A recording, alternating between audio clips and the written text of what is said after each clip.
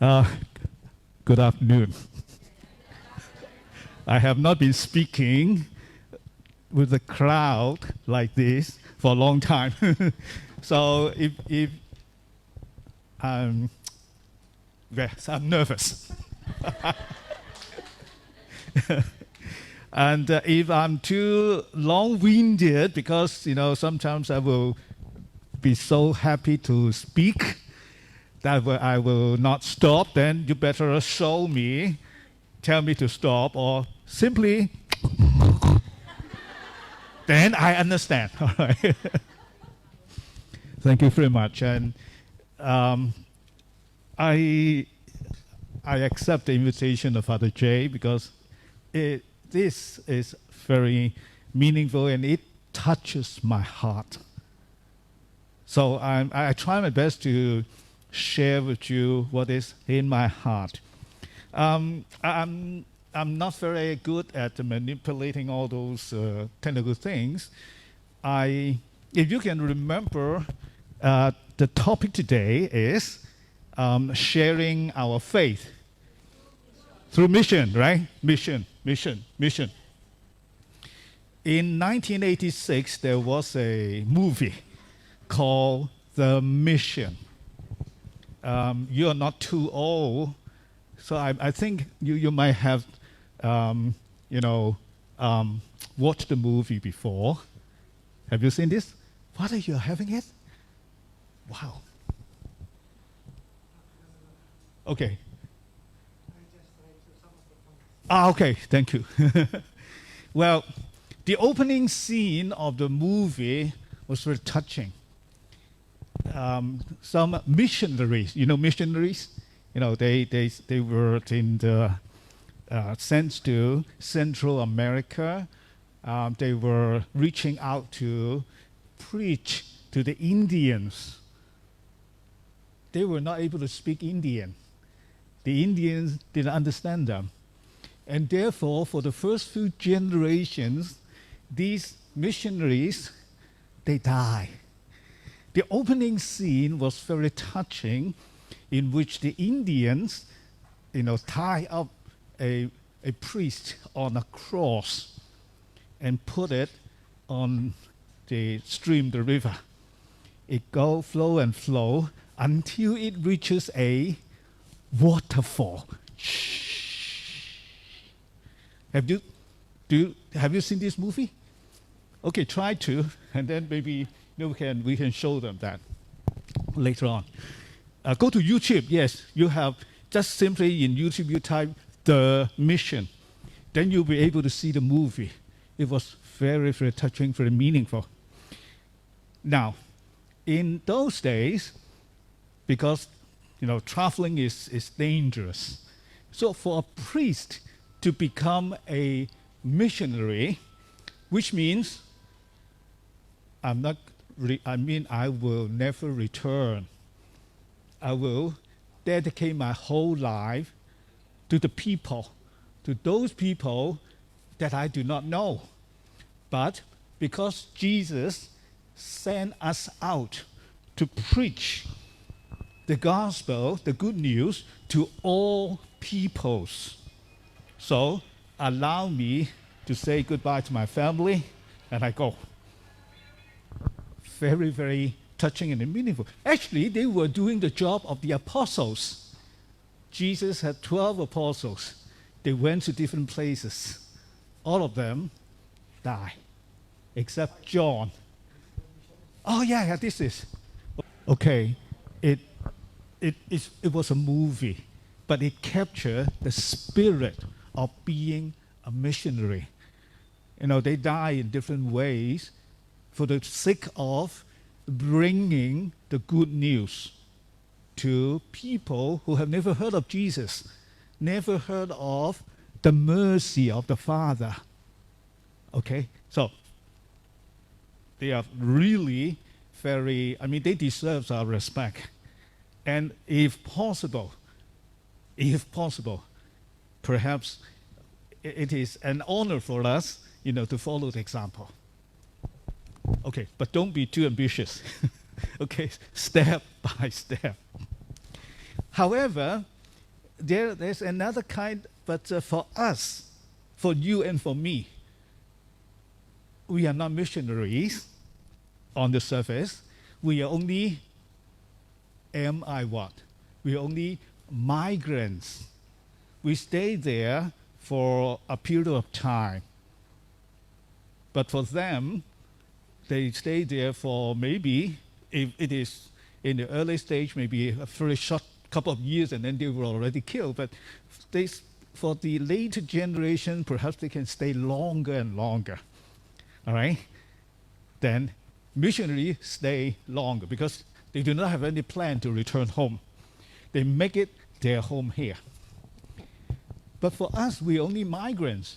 Now, let me tell you, I'm also, well, I cannot say totally a migrant because I was born here in Hong Kong, but my parents were refugees. Okay, 1949, there was a communist revolution in China, okay? That's our history. So many people, including my parents, they fled and came to Hong Kong. I was born here, so I am a second generation refugee. Do you understand that? Okay. Most of the Chinese people in Hong Kong, they were refugees or the children of refugees. So for us, we are also migrants. But we were lucky because we were able to build up the economy of Hong Kong. Okay, because during the Communist Revolution and then the Cultural Revolution and all these things, okay, many people, not only people, but also money, the capital, they left China and arrived at Hong Kong, and Hong Kong provided them the opportunity. So now we have the people, we have the money, we have all these things.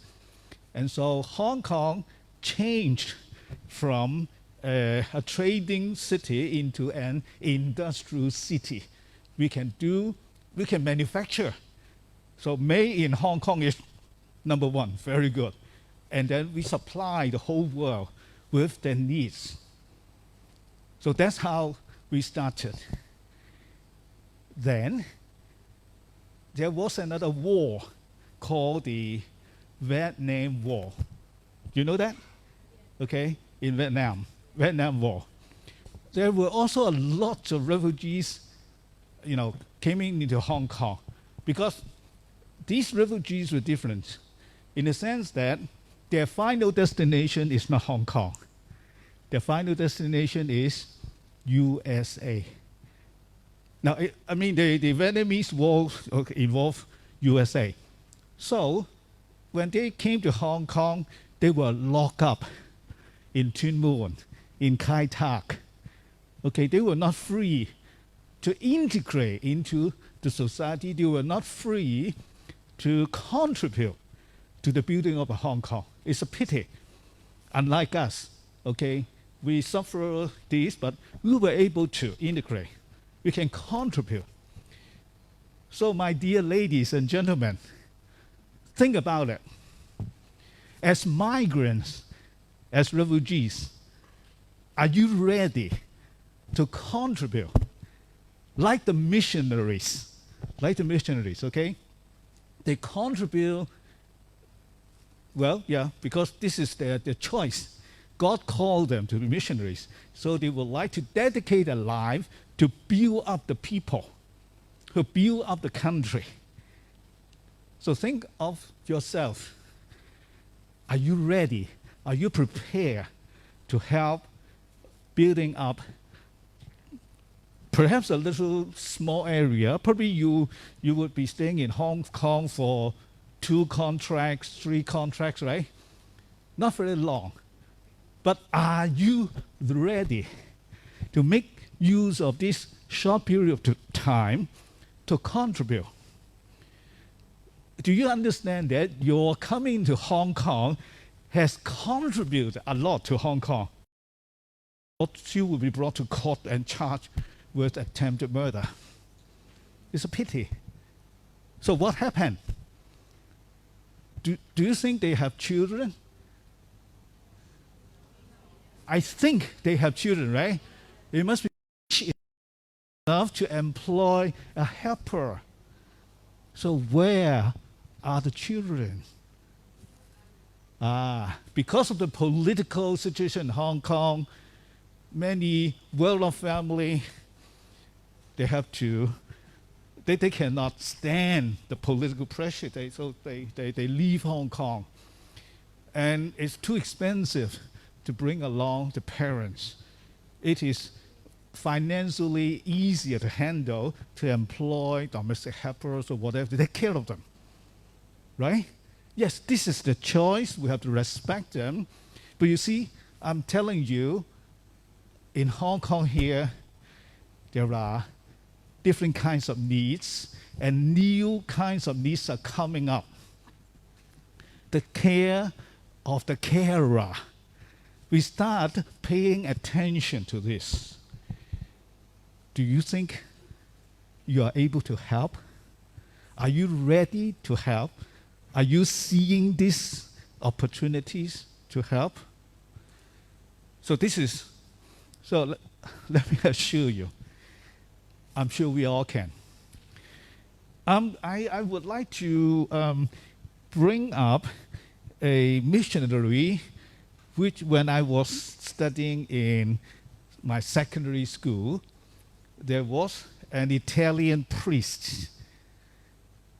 The reason why I have to mention him is because tomorrow, the 5th of April, okay, is the anniversary of his death.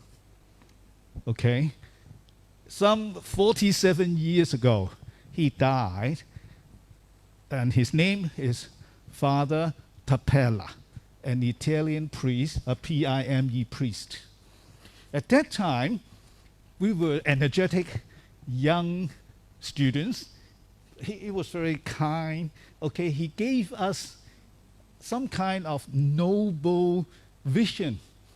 Hey, boys, come and help me to help those physically handicapped, those mentally retarded children in Holy Family Parish, in the Choi Hong Estate, where I grew up.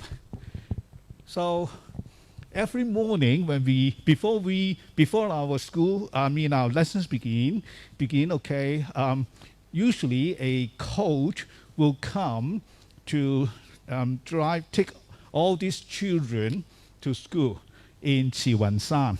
It's a Red Cross school. It's a primary school that take care of these children. As youngsters, we befriended them, we help them with their tuition work, their studies, and then say goodbye and then see them off on the coach. Father Tapella, okay, also arranged picnicking, camping. Wow, we young people were very excited, We went camping. And then he was able to ask the British Army, to send us those landing craft, okay? And then so that, the militaries also help us. So we were very, very excited, and we enjoy a lot bringing them up. In the end, 2 of us become deacons. I was ordained a deacon. I was inspired by his work. And my classmate also, but he was ordained permanent deacon in Canada. We were studying, in different classes, but we also worked together with him. Regrettably, okay, in 1977, while he was looking for places for the some kind of facilities for those handicapped, physical, mental handicapped children, okay, there was a serious fatal car accident. So he was fatally wounded, and after a few days, on the 5th of April, he died. So tomorrow is the 47th anniversary of his death. I brought him up because missionaries, it's not necessary for them to build schools, to build things up. Rather, their inspiration is more important. And at least he has inspired the vocation of 2 permanent deacons in the church. There may be a few more, I don't know, but at least, I myself would feel that. So I have total respect for missionaries. Oh yeah, that's him, Father Tapella. Okay? Wow, Father, your his IT is really wonderful. That's him. Oh, how lovely to see his face, Father. Yes. All right? So, that's it. No, there's no regrets for sufferings because the inspiration will live on. Okay, now this is important. Okay, so let's come back to our situation. I was ordained maybe 9 years ago. My first assignment is in Tin Shui Wai St. Jerome Church. I have the pass to visit prison, but I did not make use of it until 2016, the year of mercy. Remember? Jubilee Years of Mercy. Cardinal Tong, John Tong, told us, hey, deacons, go to prison to look up Catholics for me. Then, then I remember I have a pass. And I was able to visit Thai Lam region. So I was able to visit the Men's Institute, the Ladies' Institute, and then also the Siu Lam. Now, let me assure you, those people, they were extremely smart, very clever. It's, I can confess, they know every move that I take. Yeah. So don't look down upon those people in Siu Lam. Yeah, we pay visit there. Now, I went there, I visited, but I'm only limited to, one person, I can only visit one person. No good, not good enough. I need to visit more. And furthermore, I need to, open up opportunities for more people to take part. So I formed 2 teams. One team in Tin Shui Wai, another team in Yuen Long. So I was able to organize that so that on 2 Sundays, Sunday afternoons, so a team of volunteers together with me, we were able to, organize groups, prayer groups, all right, for 2 different groups of people in the Thai Lam Center for Women. Okay, we sang hymns. The most important thing is to talk, sharings. My experience is very simple. When I was a young kid, my parents, they were refugees, but when it is possible, they were able to return to their home country, way back in China, brought them a lot of clothes, a lot of food, provision, etc. I was there, together with my parents. It was hot, but my parents put on, a lot of clothes on me. Do you understand why? Why? Okay, I enter, and then I put off nearly everything. And then I returned to Hong Kong with only simple clothes. Because they need clothing. All right? It was, China at that time, under the communists, was very, very poor. They were in need of clothing, they were in need of food, all these things. So that's how I went. Now, the key thing is, when I arrived home, I spent long time in Hong Kong, maybe 5 years, 6 years, and then I returned. I heard the sound of my folkmates, wow, the feeling was so touching. Do you understand what I'm talking about? Well, I'm sorry, I cannot speak Tagalog. But frankly, I enjoy sitting, listening to you. Okay, I could feel, that kind of joy and emotions there. All right? Maybe I'll try to guess what you're talking about. Of course, sometimes it's English, okay? So I understand a little bit of that. But understanding the meaning is not important. Rather, the feeling, the emotion. So when I brought along, the volunteers, and most of them are Filipinos, and they were Filipino inmates. Wow, they were so happy, so touched. I could see, tears, coming up from them. I did not know what they have been talking. Good, you just talk. So that they're able to pour out the emotion and feelings. So we cannot help them. Their sentence will not be shortened. They continue to stay there, right? But the kind of consolation that they are able to bring along.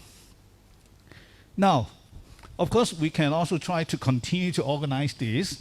This service has been closed for some time because of the pandemic, and I think it started again. But there is also another possibility. Here in Wan Chai, I took care of a group of Legion of Mary. They told me that they were able to visit them individually. All right? So there is a possibility, if you can afford the time to visit. Just give your name, I think, right? Name and, is it necessary for ID number? No need, right? ID and name, right? Individual visit.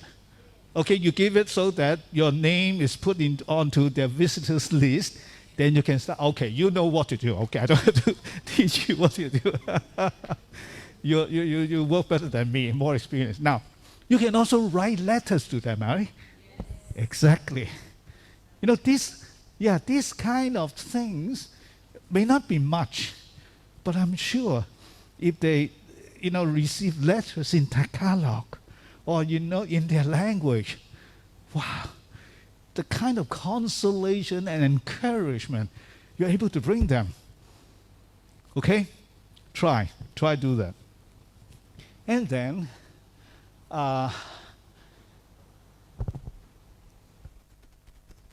there's one thing, I was very much impressed by the liturgical Bibles, the LBS, right? Okay, girls, what is the gospel reading of the coming Sunday? Coming Sunday. Anybody knows? Divine verse. I'm talking about the gospel reading. John 20. John 20. Okay. What is it all about? Hey, a very famous story. Okay, LBS, you answer the question.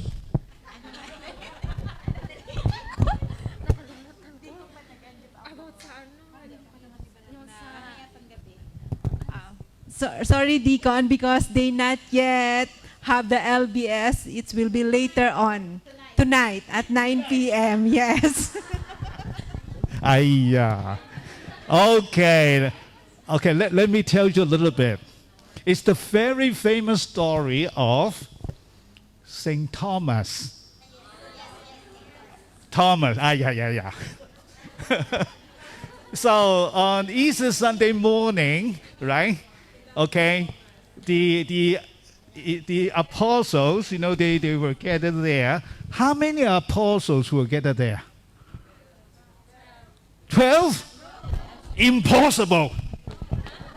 I'm talking about Easter Sunday. 11? Wrong. Okay, why is it now? First of all, why is it 11? Because remember Judas. He hanged himself. He's dead, right? So on Sunday morning, Easter Sunday morning, he was not there. So there's only 11, right? But one important person was absent. So there were 10 exactly. There were 10 apostles. Thomas was absent. Right, so 10. Now, the door was closed. The windows were closed. Jesus entered. Did Jesus break down the wall? How did he enter? No. My question is, how did Jesus enter the room without breaking the window, breaking the door?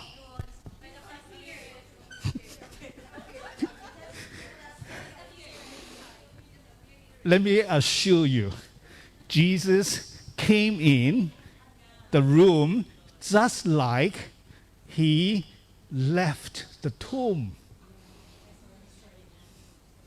Right? Did Jesus need to roll away the stone? No need. I mean, like vapor. He simply... So the soldiers saw something that, rose up from the tomb. And then, wow, they thought they saw ghosts. They were scared. Well, there's nothing to stop Jesus. No wall, no window, whatever could stop him. Before he said, "Peace be with you," what did Jesus do?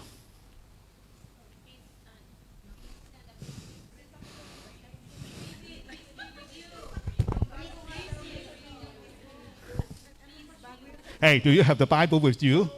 Your electronic Bible? You should have a copy of use your apps. Huh? Exactly. They were scared, Suddenly somebody appeared. So Jesus showed them the hand and the side, right? Oh, sorry, not this side, this side. Which side? Left side, right side? Should be left. No, should be left because of the lens, right? Okay, good. Okay, so we should not blame St. Thomas. St. Thomas demand similar things, right? Now, Jesus took the initiative to show them the sign. All right, okay, this is me, huh? Don't be scared, all right? And then Thomas was more demanding. He said, unless I put my finger through the, right? And put my hand inside his side, right? Well, Thomas is a more demanding student. So as a teacher, I would be very happy. You are really a good boy. Because for other students, they probably be, oh yes, okay, I understand. But they never, actually, touch it, concretely. Whereas Thomas demand more. And so 8 days later, when Jesus appeared again, hey, Thomas, come over here. Put your hand. All right.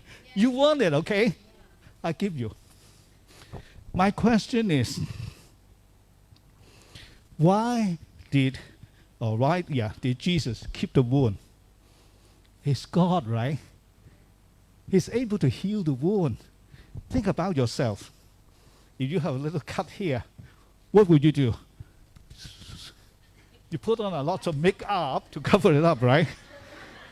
Will you? Now, ladies, there's also medicines for those lady, who gave birth through cesarean section, right? Right? And then there's also medicine to help them so that the scar will recover. No more scar, right?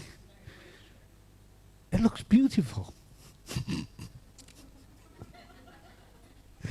But the point is, okay, of course, Jesus, does not need to be handsome. He's already very handsome. But why did he retain the wounds? What's the point? What does he want to teach us with his wounds? Remember that he died for us? Yes. Sorry. Yeah, go. Because some Some never believe. Some people do not believe. Now I showed you the mark. Hey, I'm alive. Hey, hey. Haha. Right? To prove. Okay. Anything else? For us to remember that we are sinners. For us to remember that we are sinners. I mean, your answers are very good. Now, I give you 1 minute. I give you 1 minute. Talk with your neighbors and think up an answer. No, talk with your neighbors. Why does Jesus retain his wounds? Talk about it. Talk about it. Share your opinion. No, I give you 1 minute.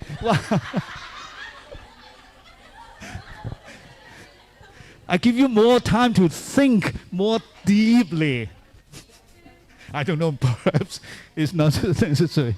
Talk with your neighbor. Why?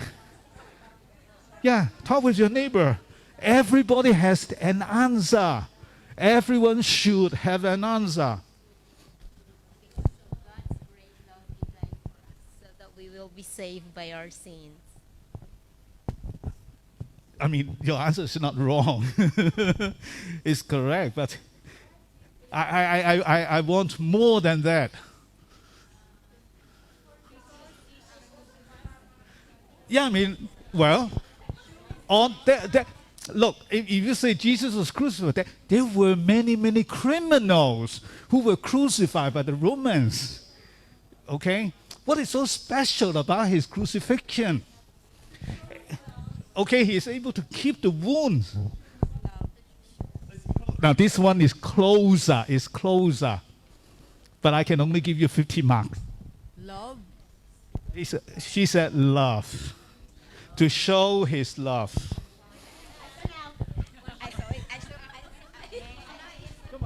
Okay. Because he's not his hide his scars because no longer to endure. His undying love. His scars so he won't see that he is not ashamed of what he endured for our sake. Because Jesus Christ does not hide his scars of shame. We no longer need to hide in our shame. So he wants to set up an example, right? Okay, good.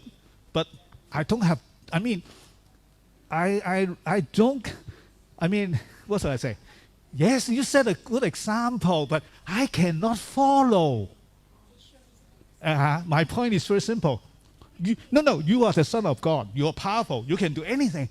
But look, I'm only a sinner. I'm nothing. You can do powerful things. I cannot. So you set a good example. Yes, I love you. I can love you to death. It reflects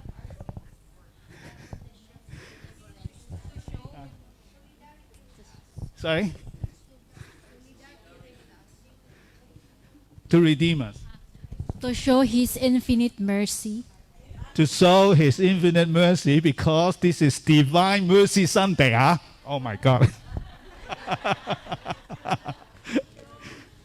Yes. Jesus redeemed the world. To show that Jesus, of course, he redeemed the world. He's the Son of God. He's so powerful. He is, undefeatable. He can redeem the world. Even with just one drop of blood, he's able to redeem the whole world. Even thousands of worlds, because it's so powerful.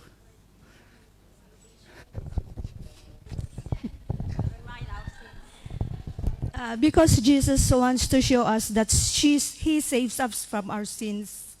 He saves us from our sins. It's our salvation. He saved us from our sins. Okay, all of your answers are correct. But I'm more demanding. Okay, now my answer is not the model answer. My answer is not the model answer. But I think my answer will help you a little bit stronger, because Jesus keeps his wound. What does the wounds? What do the 5 wounds mean?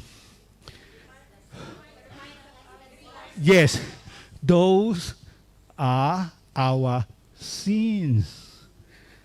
Wait a minute. God, are you not washing away our sins?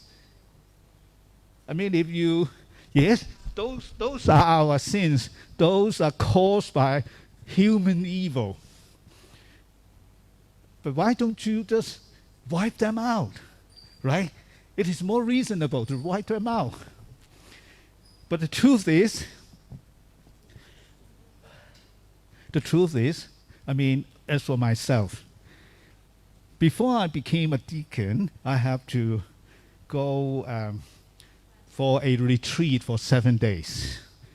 During the 7 days, my spiritual director helped me dig up my old wounds hidden long time ago inside. So for 7 days, I cry every day. I read the Bible passages he gave me. I meditate. Oh, this is my sin. This is my wound, etc., etc. 7 days I cry. In the end, I came to a realization that no, I mean, I'm not totally recovered.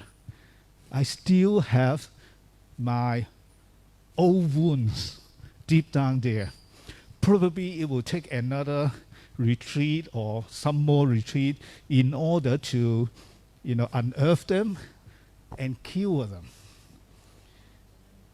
But it seems to me that Jesus is saying to me that no, you carry your wounds just like I carry your wounds. As long as each one of us have wounds, he retained his wounds. He is able to wipe them out, but not immediately. Jesus is willing to continue to carry the wound because God is all powerful. His love is infinite, and his love is more powerful than human evils. So this is how I understand why Jesus, keeps the wound. The wounds, you're right, represents human evil, represents all the bad things we have done in the past, in the future. Okay? He is telling us that, boys and girls, don't worry, I cover you all. I will carry this until the judgment day. Then I will wipe away your tears together with the wounds. Is it okay? Oh, thank you. Now, what does that mean to you and to me? I mean, after being a deacon for that long, I still feel the pain of my old sins and, all those things. Whenever I want to do anything good, those things will come up and say, pull my leg. Hey, you're not that good. These kind of things keep coming up. Oh, God, please, Jesus, remove them. Jesus saying, no. I will make use of them to keep you moving. So, ladies and gentlemen, in your working place, in your families, all the way back, I'm sure there are wounds which God knows. But with God's infinite mercy, we are able to bear the wounds like Jesus. No, it's very positive in the sense that You know, sometimes the wounds cannot be forgiven. In Wan Chai, it's different in Tin Shui Wai, because in Tin Shui Wai, when I was there were 3 priests. So I don't have to do anything. Okay, here in Our Lady of Mount Carmel, it's different. There's only one parish priest, Father Thomas Law. And he said, hey, deacon, you take care of baptism. Hey, deacon, you take care of the marriages. Hey, deacon, you take care of funerals. I have a lot of opportunity, to meet these pastoral needs. There are cases, marriages, in which it's impossible to heal. I mean, regret to say. I don't know. Actually, you asked me how to help them. God, I really don't know how to help them. But what I can do is I will try my best to do whatever within my power to listen, to etc., etc. All right? This is reality of life, reality of sufferings. Jesus keeps them.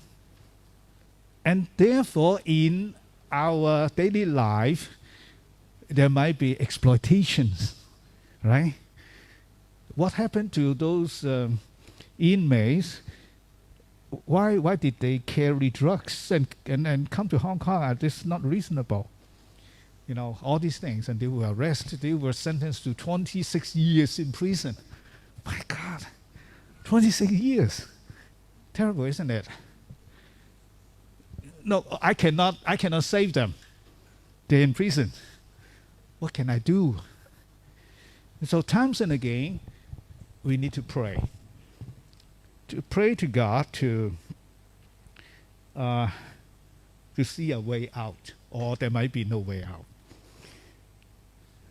Recently, I was a teacher before. One of my students suffered from lung cancer, final stage. He's a very rational man. He knew that I, teach his Bible. He had questioned about the Bible. He challenged my teaching. Because he has grown up. Okay, good. So what could I do? So I know that he's suffering from cancer. So I started saying the rosary every day for him, not just for him, for a couple of person that I know of is dying. All right. In the end, he entered into ICU. I immediately informed his classmates who were near them.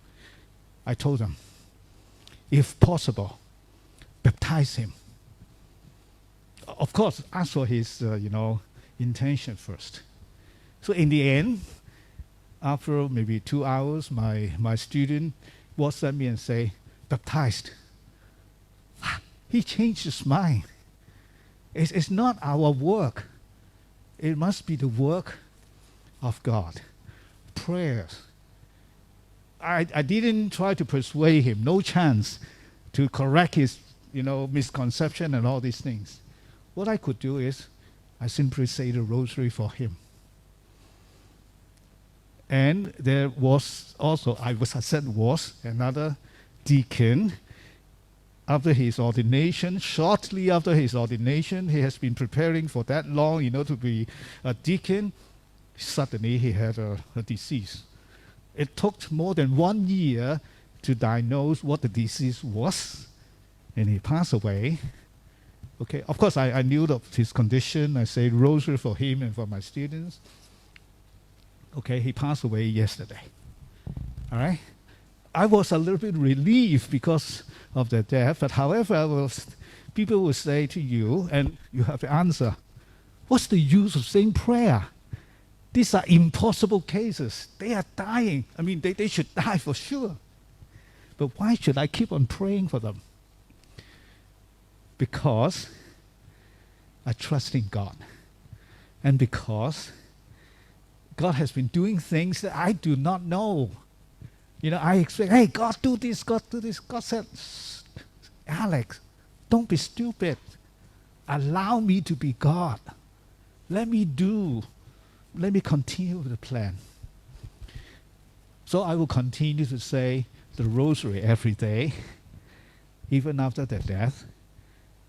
Of course, because there are a lot of people, coming along, okay, that I know of that needs prayers, including myself. I think, well, I'm not a very spiritual man. I do not know spirituality, Ignatius, spiritual exercises, etc. But as for me, saying the rosary, trusting the Blessed Virgin Mary, okay, she knows my needs, and she will, pray for me and, for the people I pray for. So, ladies and gentlemen, okay, we carry the wounds in the forms of betrayal, in the forms of, abuses, injustice, or whatever. Okay, it's not us to wipe out all this injustice, okay, because Jesus carries the wound for us. Okay, thank you for